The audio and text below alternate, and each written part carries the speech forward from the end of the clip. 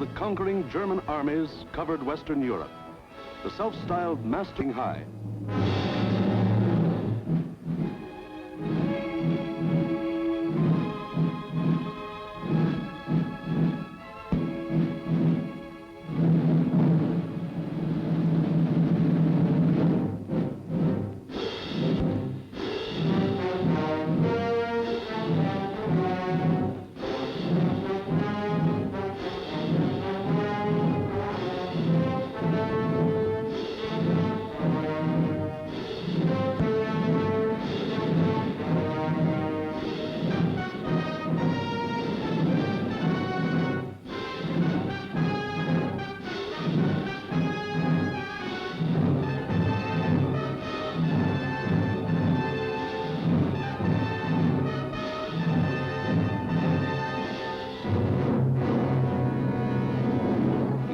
Adolf Hitler stood just as Napoleon had stood more than 100 years before, and looked across the English Channel to the one fighting obstacle that stood between him and world domination. The chopped cliffs of Britain rose sheer and white out of the choppy waters. And beyond, a little island, smaller than the state of Wyoming. Crush that little island and its stubborn people, and the way was open for world conquest. The fall of Austria, Czechoslovakia, Poland, Denmark, Norway, Holland, Belgium, France had given him more than 100 million slaves to work for him or starve. The preliminaries were over. It was time for the main event, the Battle of Britain.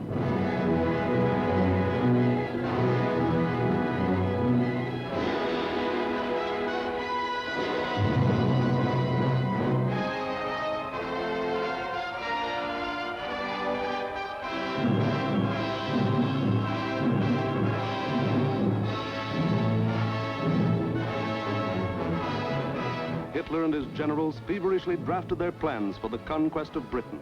Every detail must be anticipated. A slip now might wreck the whole timetable of world conquest. 6 weeks of final preparation went into those plans. 6 weeks to determine the history of 1,000 years. The thing was foolproof. See for yourselves how simple the whole operation was to be. Look.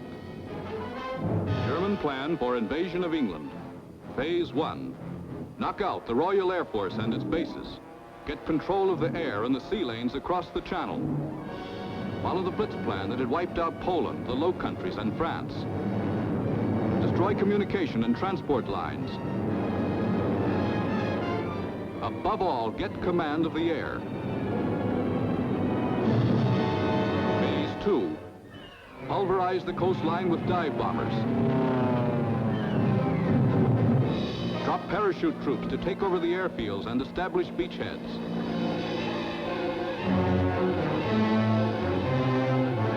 Phase 3. Actual invasion. Pour the German panzer divisions across in high-speed barges under an umbrella protecting fighter planes. Then send spearheads of armed might to divide, surround, destroy all opposition. That's all there was to it.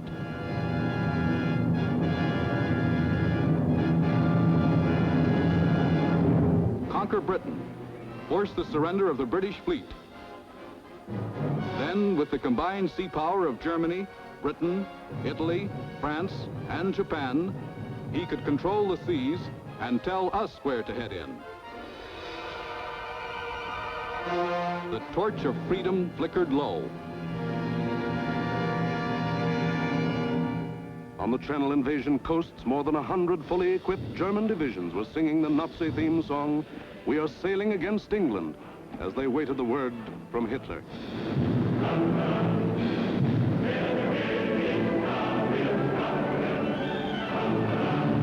Here, for weeks, all the supplies and weapons of the Nazi war machine had been turned toward Britain.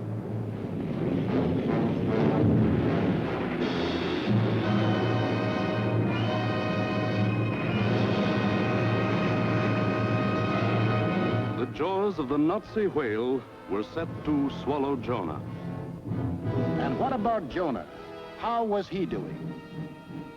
Well, Britain also had an army, but it was an army dragged from the sea at Dunkirk.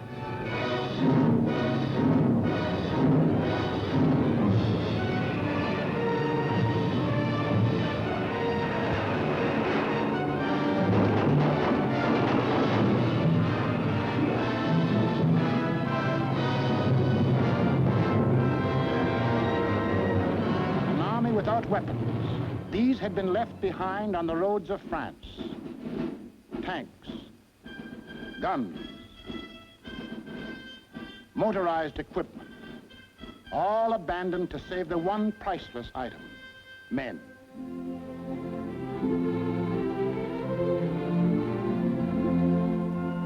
In all of Britain, there was not enough equipment for one modern division. Only one tank for every 1,000 square miles of territory. Only one machine gun for every 1,500 yards of beach. Britain had a navy, too, but it was scattered all over the globe, guarding vital food and supply lines. And the British knew it would be suicide to use their fleet in the narrow waters of the English Channel with the German Air Force in control of the air. Britain also had an air force. An air force outnumbered 10 to 1 by the enemy, both in men and machines.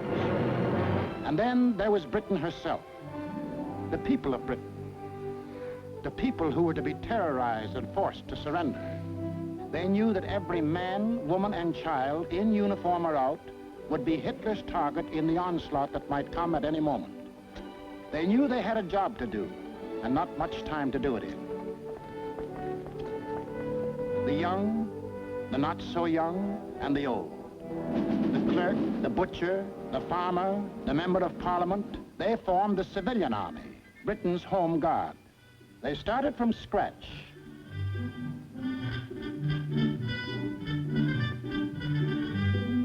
Experience, equipment,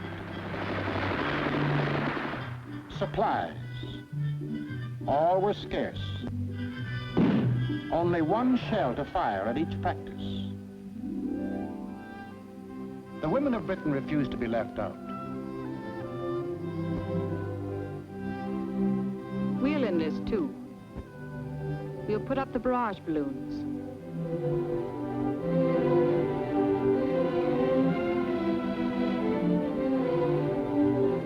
Man the ack-ack guns. We'll run the railroads and get the trains through on time. Ferry the planes. Carry the dispatches. Drive the ambulances and run the buses. And we'll see that our men are fed and don't go hungry.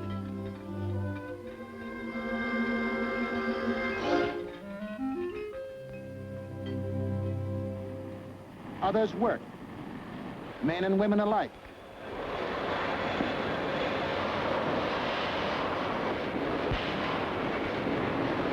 They worked full time, overtime, double time, 40 hours a week, 50, 60, 70.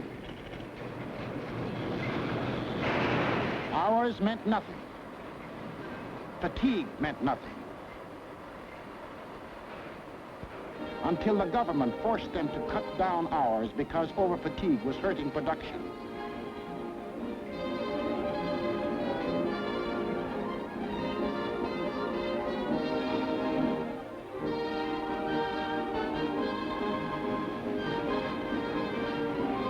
And when they weren't working, the men patrolled the moors for parachutists, blocked the roads, rehearsed invasion defenses. For something had happened here the Germans could never understand. In a democracy, it is not the government that makes war. It is the people.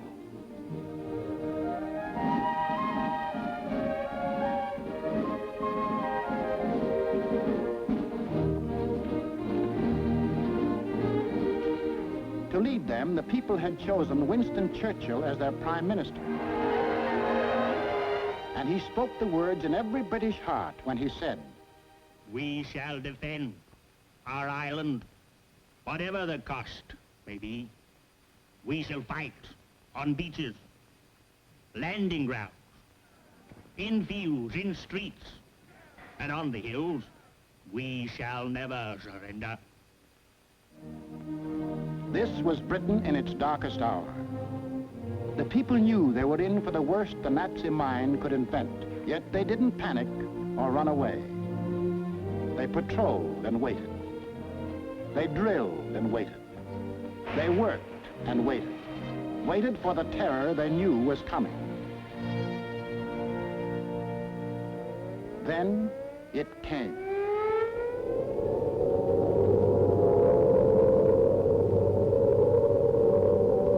That's the sound that became part of the life of every man, woman, and child in Britain.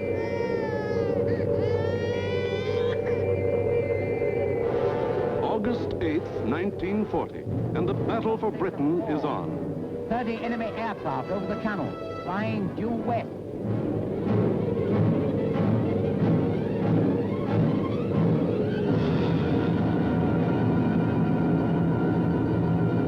Here comes the Luftwaffe.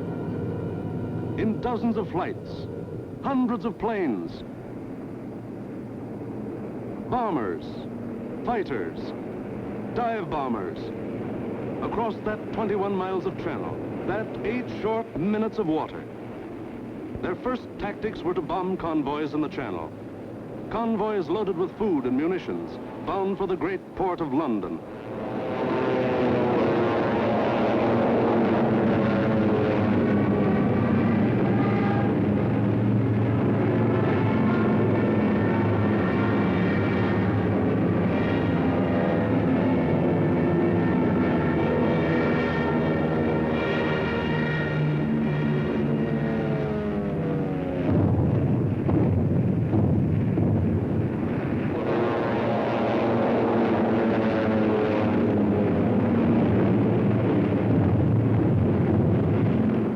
Fighters waited overhead for the defending planes of the Royal Air Force, the RAF, to appear.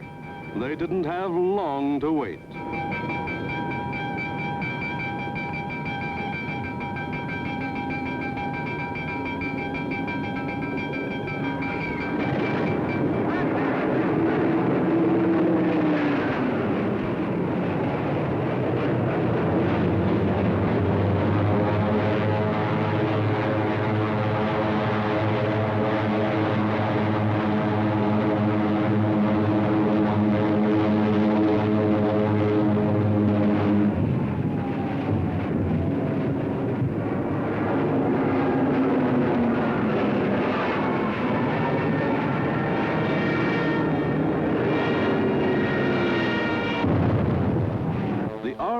Came, facing odds of 6, 8, 10 to 1, and dove in, shouting the old hunting cry, "Tally-ho!"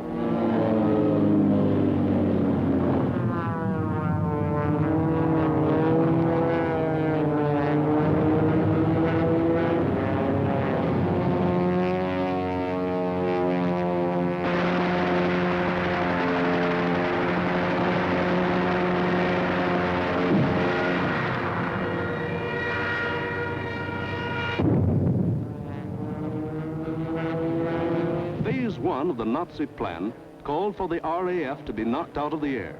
But the men of the RAF hadn't read the Nazi plan.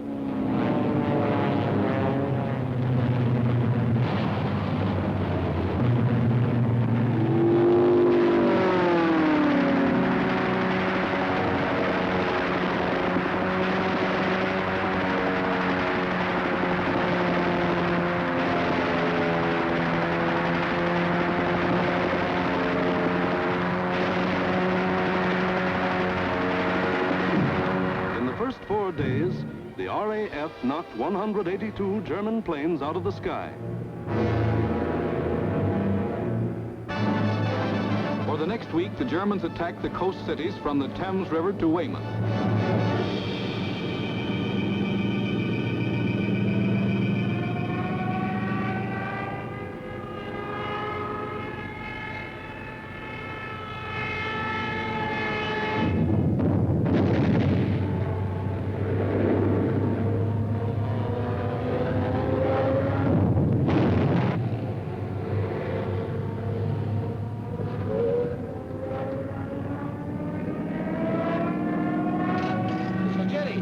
cover.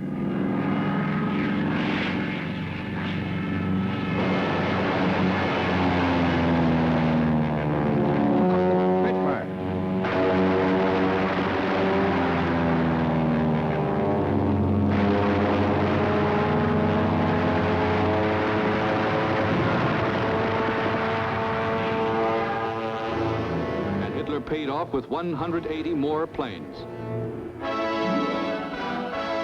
Then the Luftwaffe battered the great port towns of Southampton, Plymouth, trying for a knockout before the flow of supplies from overseas. The ports took a terrible pounding, but they couldn't be knocked out. Cargoes went on being unloaded with the protection of the RAF overhead. Battling the Spitfires and Hurricanes in the air wasn't panning out. So Goering switched his main attacks to the fighter airfields, Dover, Deal, Hawking. Maybe he could destroy the planes on the ground. He bombed the airfields, and the fields were hit. But the planes were saved. For Britain, unlike Poland and the Low Countries, didn't make the mistake of bunching its planes on the runways. The planes of the RAF were scattered and hidden, only a few on any one field, and those in the far corners. The Spitfires still went up to meet the enemy. In the first 10 days of the Battle of Britain, Goering launched 26 major attacks to get command of the air and lost 697 aircraft. The British lost 153, and 60 British pilots bailed out.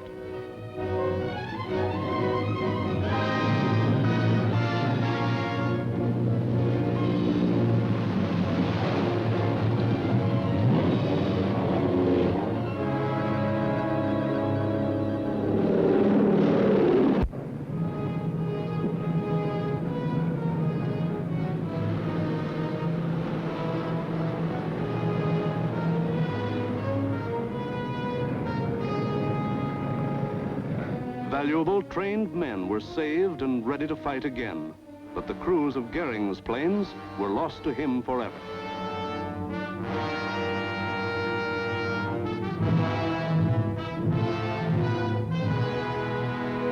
The pace was too hot. Something was going haywire. The Nazis had to call time out. On a 2,000-mile front from Norway to France, the whole Nazi Blitz program was being stalled because the RAF was still in the air. The shock troops were getting hoarse from singing, "We are sailing against England."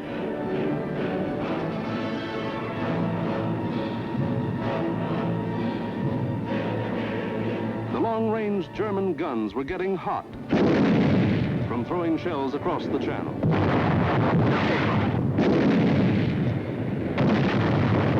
In public, Hitler assured the Germans, "Mr. Churchill tells his people that England will win, but I tell you that victory will belong to Germany." But in private, he sent for Goering, the boss of the Luftwaffe, and put him on the hot seat. Goering was told to do something and do it quick.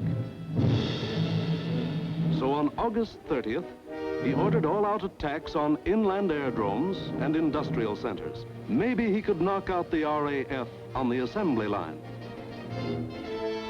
And he adopted new tactics, too. More fighters and fewer bombers. Or maybe he just had fewer bombers to send. Anyway, those he did send were well protected. Fighters above at high altitudes. Fighters on both sides. Fighters in the front and in the rear. Fighters weaving in and out of the bomber formations. Britain, winner of the first round, was ready.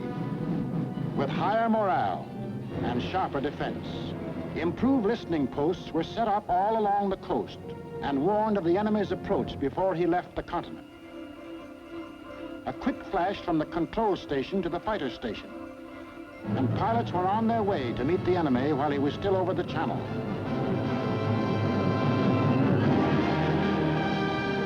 Day after day, out of sight and almost out of sound of the watchers on the cliffs, 4, 5, and 6 miles above, the battles raged over the Dover area.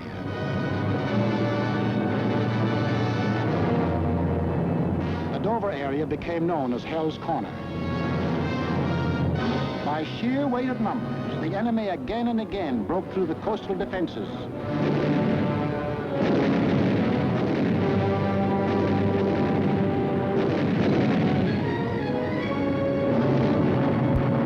And reached inland to the airdrome.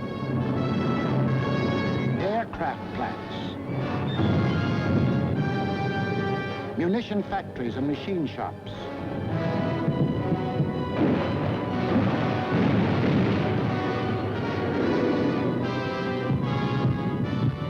Hello, gunfire in the southeast. Right.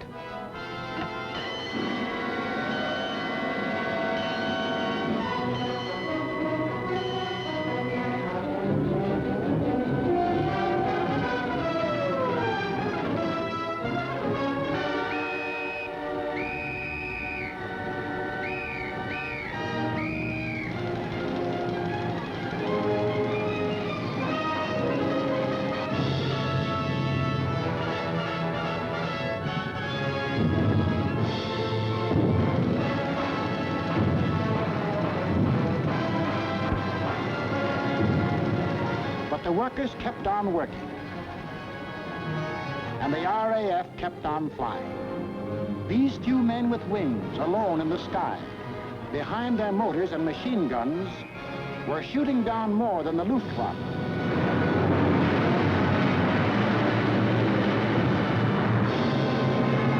They were smashing the whole Nazi plan of world conquest.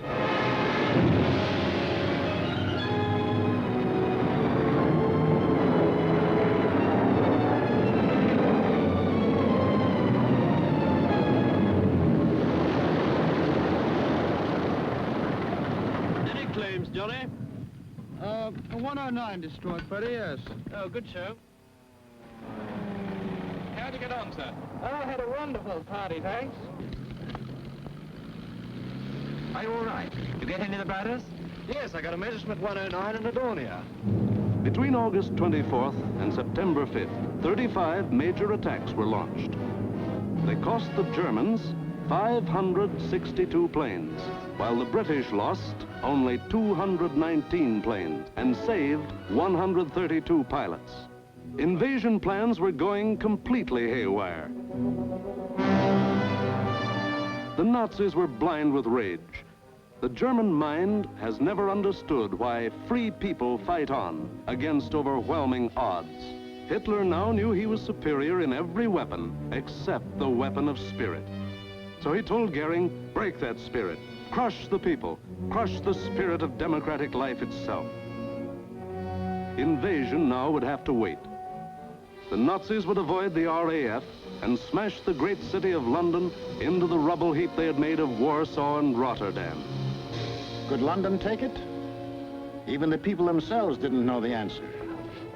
The defenses they trusted in were London's hastily assembled anti-aircraft, the ack-ack guns, the balloon barrage which kept the raiders at high altitudes, the Royal Air Force, now down to its last reserves, and the plain, downright guts of people.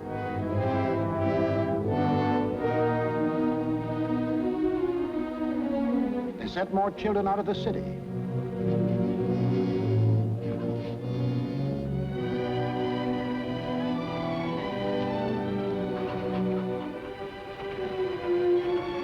Tightened air raid precautions, stationed more airplane spotters, rehearsed firefighters, moved into bomb shelters.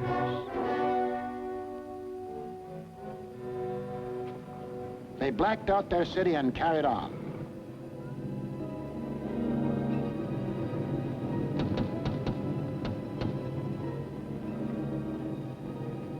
The first blow aimed to crush the British spirit came on September 7th.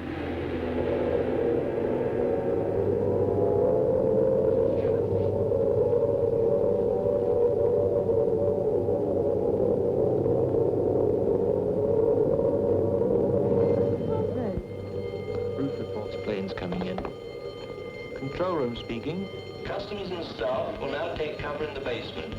Please do not run, but keep moving. Down the stairs, or you can use the escalator.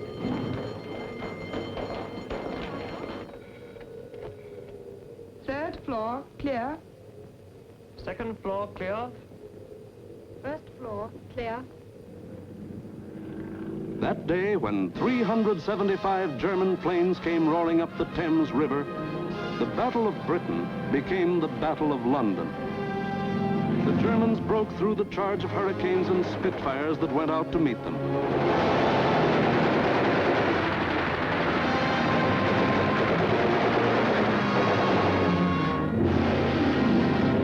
Gone was any pretense of aiming military objectives. This just savage destruction.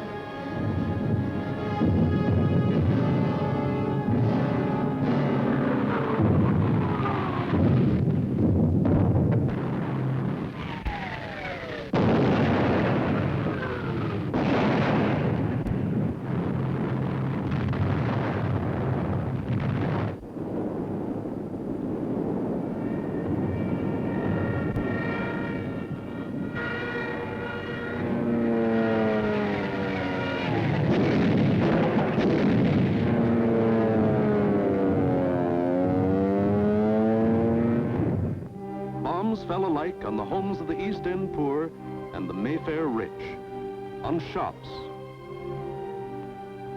hospitals, churches. For 28 days, the Nazis were to drop everything in the book on the city of London. Tons upon tons of high explosives, delayed action bombs that exploded days later, torpedoes that sheared away whole buildings.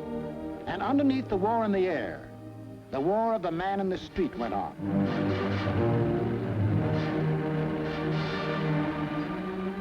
He learned to exist with very little food. He forgot what it meant to have a night's sleep, spending most of his time underground in the damp and dark and cold. Hello, Mrs. Fox. You're here early tonight. Well, I'm on the safe side, aren't I? I think that'll be all right now. Yes, that's grand. Anyway, I'll be back in a few minutes if you want. Now, how are we going to get you up there? Get a young man to lift you up. Barney? Hello. Tell this young lady a lift up. Righto, I'm coming.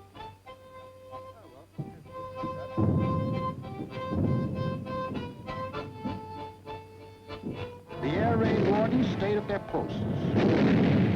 Doctors and nurses worked on steadily as the bombs crashed all around them. Rescue squads labored night and day. Hey, Warden, I found her. Is she dead? Fight, so. Firemen said, nuts to the bombs and battled to put out fires. This was life in the Blitz. Against all the rules of Nazi warfare, Britain was refusing to crumple up. Across the Channel, the enraged Goering took personal command of the operations.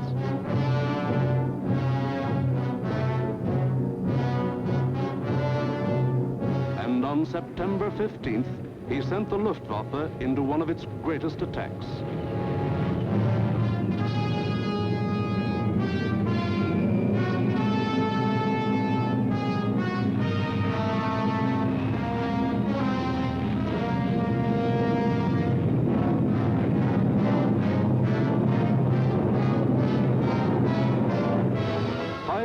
German bombers and Messerschmitt fighters roared over the English coast. Starmouth calling. Planes heard 3 miles southwest. Watch out for hostile planes approaching from the southwest. The British met the challenge by throwing in everything they had.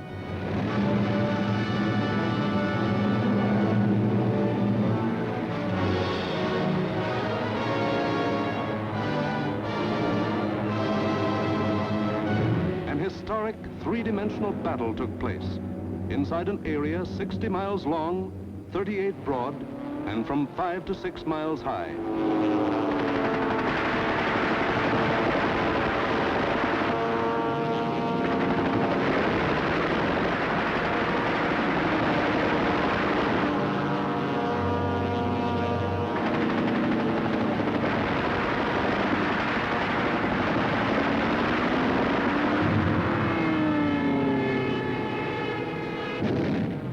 100 individual dogfights took place within the first 30 minutes of the raid.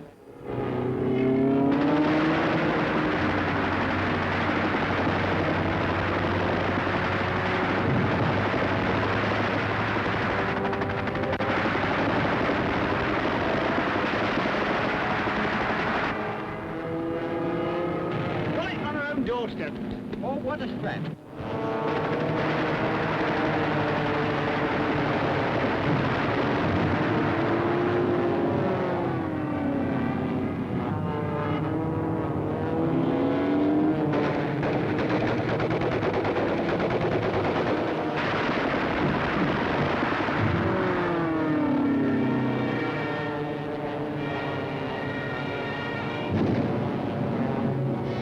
Center calling London 1.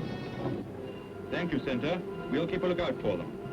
Hostile formation to the south. Some of the German bombers broke through London's defenses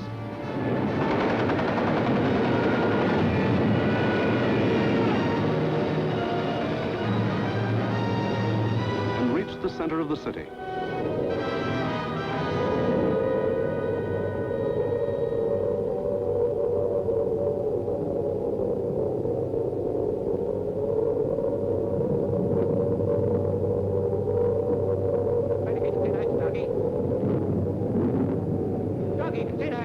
Oh, the tinettes, okay.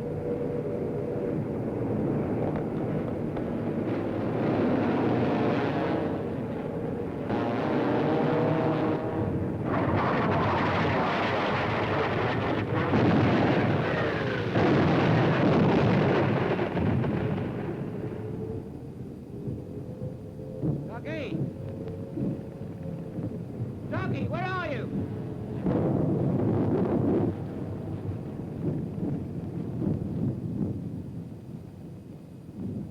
Blimey, I thought they'd got you.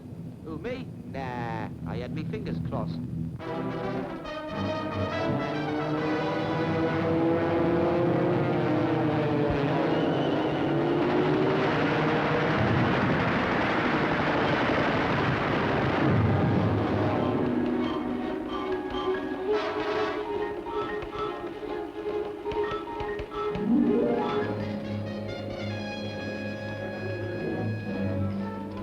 Air Ministry communique. The biggest bag yet. 185 enemy aircraft shot down. End of message. Of the 500 German planes that came over that day, more than 1/3 were shot down. In the 28 days of terror from September 7th to October 5th, the Nazis dropped 50 million pounds of bombs on the city, killed 7,000 helpless civilians, and wounded 10,000 more. Bombs fell on Buckingham Palace,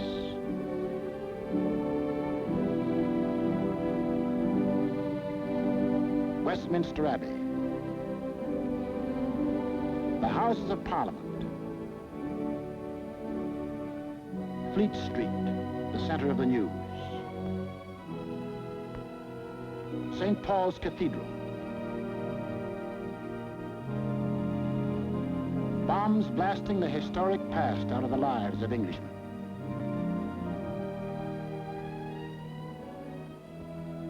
But in these 28 days, the Nazis lost 900 planes and their crews. The more they sent over, the more were shot down. The British Spitfire had proved to be one of the deadliest weapons ever put in the hands of man. If this kept up, pretty soon no more Luftwaffe. The frantic Nazis had to pull a new one. They did. On October 6th, they changed to night attacks. Maybe that way they could avoid those deadly Spitfires and Hurricanes. Maybe that way they could crush the stubborn British spirit. Never mind control of the air. Never mind Phase 1, Phase 2, Phase 3. Now to concentrate on bombing the people themselves into submission and make them cry for mercy.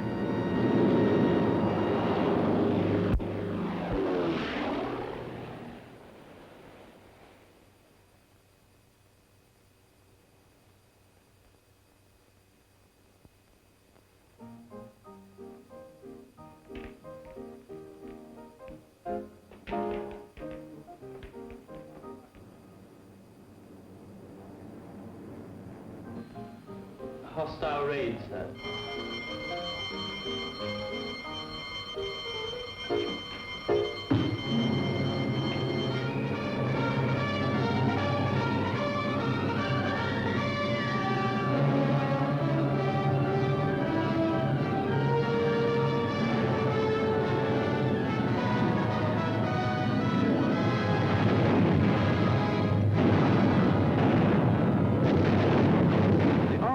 Wasn't much help at night. This was just German bombs against British guts.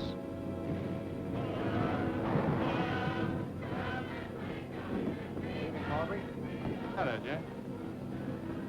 Sound happy enough down there tonight, don't they? Yes, they're all right.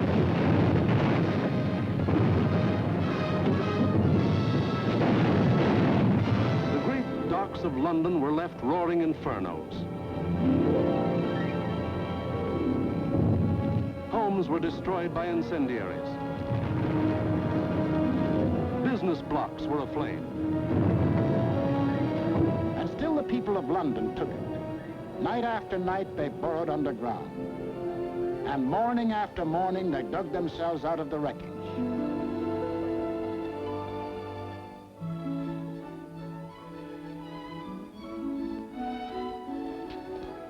Good morning, Mrs. Burke. Good morning, Miss Ryan. See you tonight. Right here. Come on, Bessie.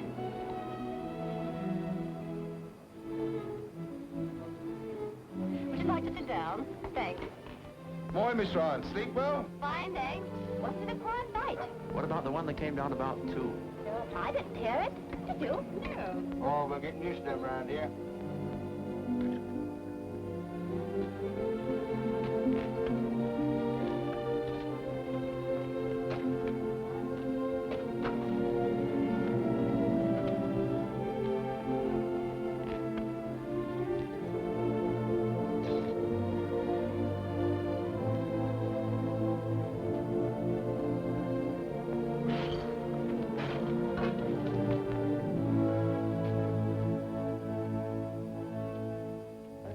Better go away from this for a bit.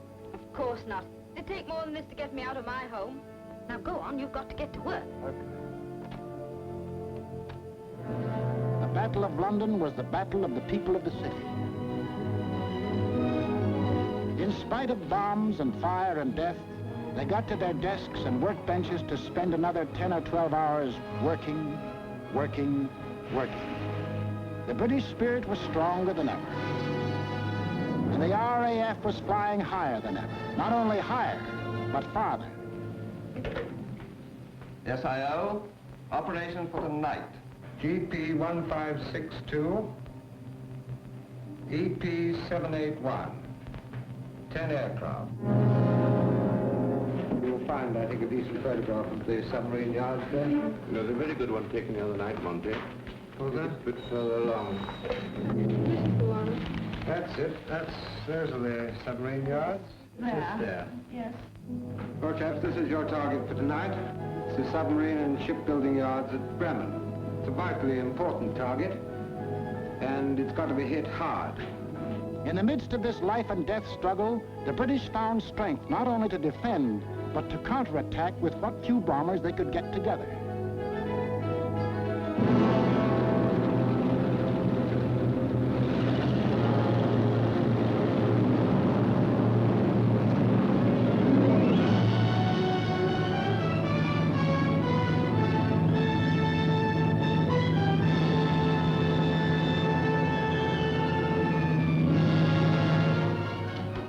Charlie airborne, sir.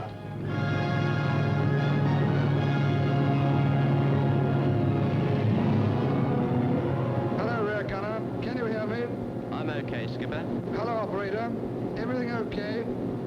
Well, it seems to be all here, sir.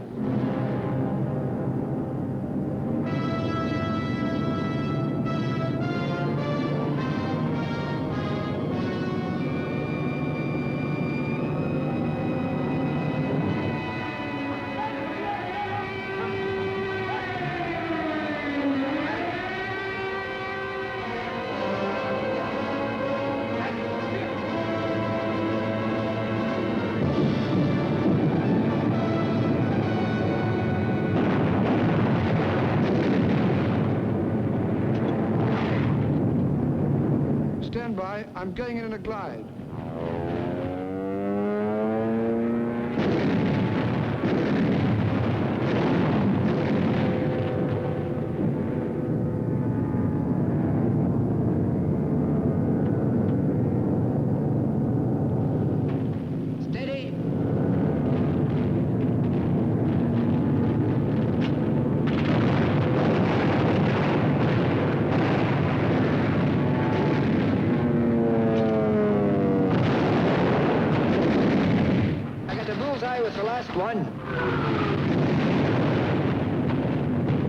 Here was the RAF giving it back. Hitler cried, "Night gangsters! For this crime I will exact 1,000-fold revenge." All the available German night bombers were put into the air.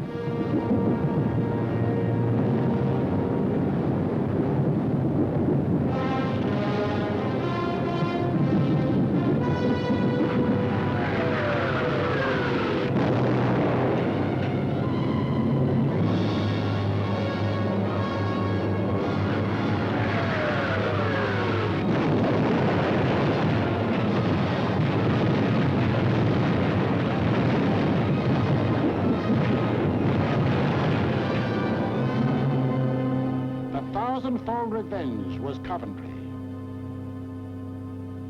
On the night of November 14th, £1 million of bombs were dropped on the city.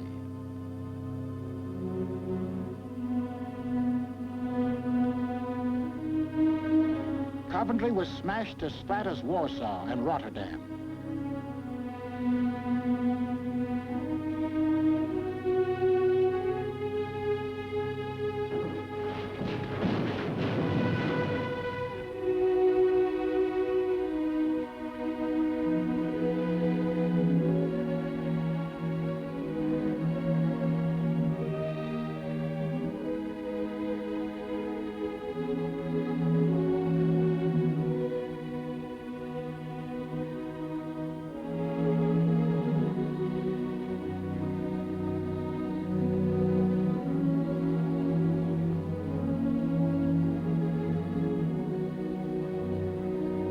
The people of Coventry dug their loved ones out of the blasted ruin, saw them to their last resting place in a common grave.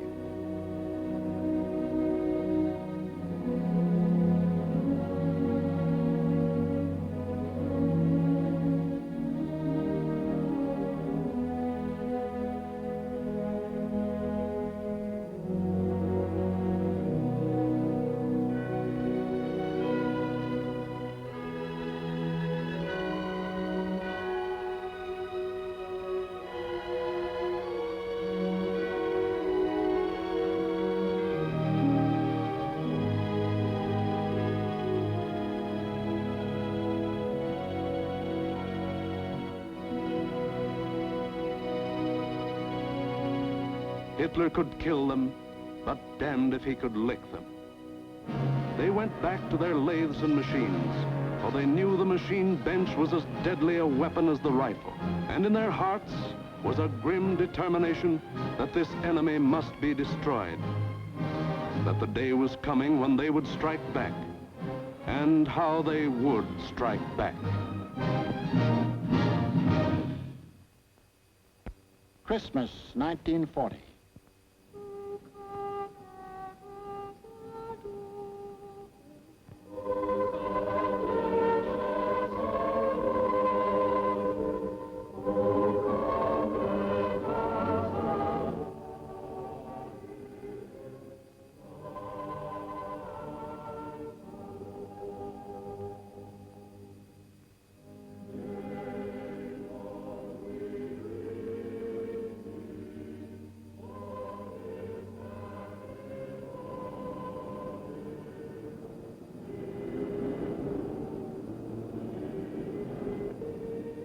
Christmas, season of peace on earth, goodwill toward men, was the ironic quiet before Hitler's great burst of rage against a people who couldn't be licked.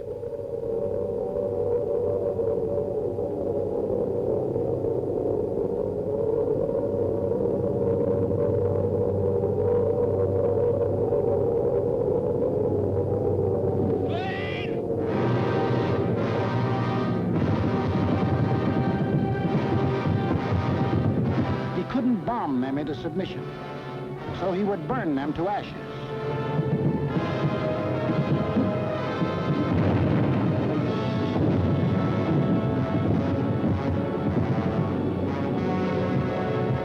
Millions of firebombs rained down on the great city of London.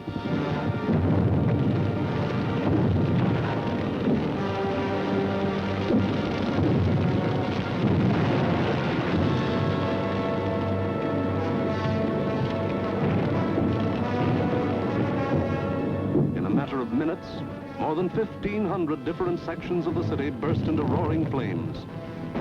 Flames that swiftly merged into the greatest fire in recorded history.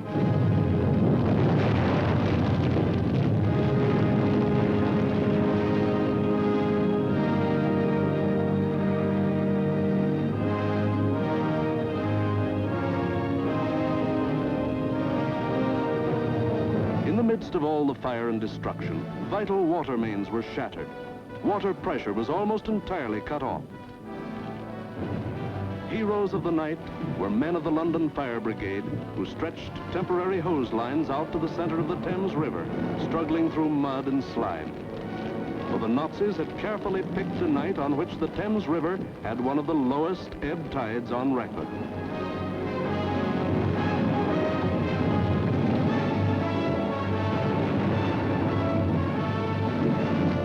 And while London burned above them, the people of the city held on. Chin up and thumbs up. They knew this was the people's war, and they were the people.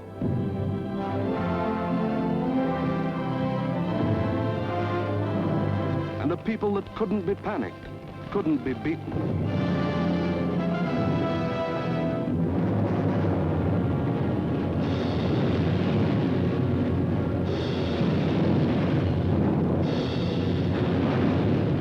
In the months to come, the British were to suffer many such bombings and burnings. But a nation that calls on cold courage when hot courage runs thin may die, but it can't be defeated.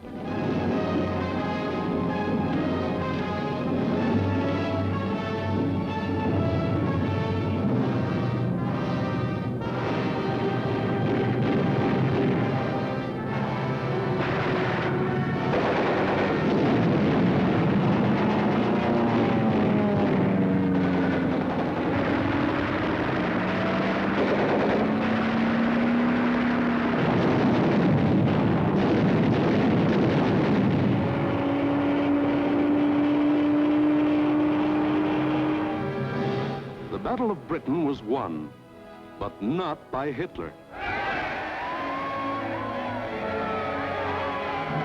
Hitler had lost the battle. He had lost 2,375 German planes and their crews. For the first time, it was the Germans who ate the bitter dirt of defeat. Gone was the legend of their invincibility. For a solid year, the Nazis struck Britain with all their might. They leveled thousands upon thousands of homes and damaged millions of others. They killed more than 40,000 men, women, and children, and seriously wounded 50,000 more. But not one single Nazi soldier set foot on British soil.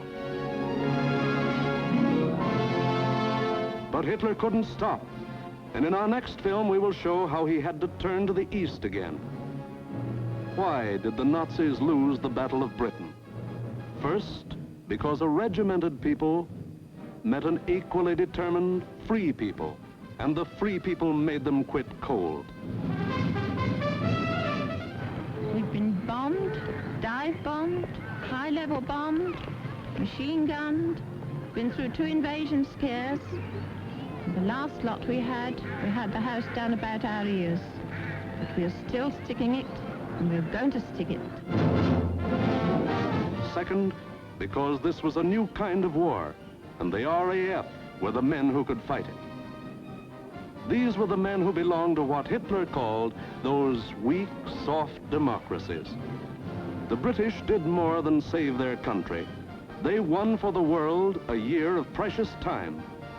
It was not only for the people of Britain, but for the people of the world that Winston Churchill spoke when he said, Never, in the field of human conflict, was so much owed by so many to so few.